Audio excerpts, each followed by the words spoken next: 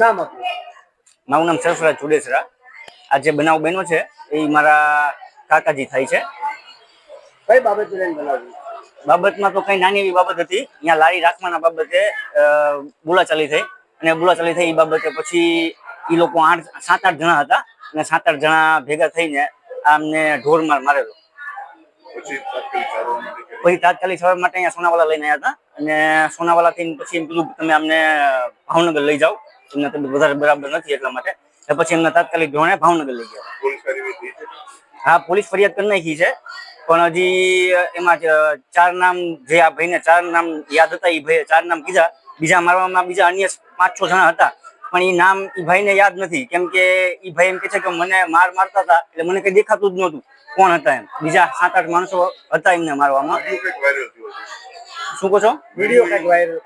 Video એમને જ viral કર્યો છે, અને ત્યાંથી સીસીટીવી ફૂટેજમાંથી જ વિડીયો વાયરલ થયેલો. શું માંગ શું છે તમારી? અમારી માંગ એક જ છે, ખાલી એમના ઘરનાની બધાની માંગ એક જ છે કે પોલીસ જે તાત્કાલિક ધોરણે એની ઉપર પગલાં લે અને એ ભાઈને ન્યાય મળે, બસ એ જ માંગ છે.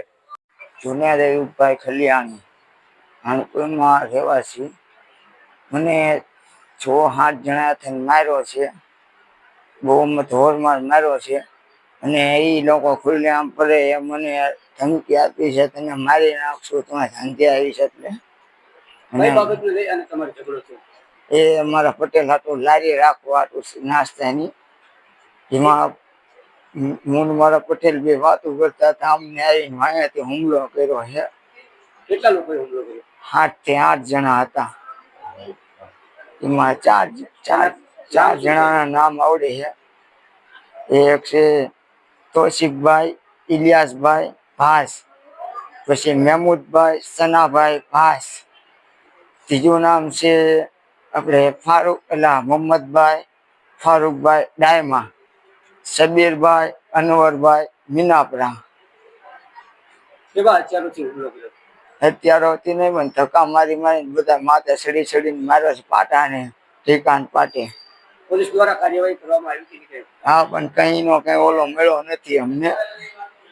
નામ શું છે આપણું? આપણું નામ જુનેદ અયુબભાઈ ખલિયાણી. શું છે આપણું? શું થવું જોઈએ? એ મને એનો કઈક ન્યાય આપવો અહીં.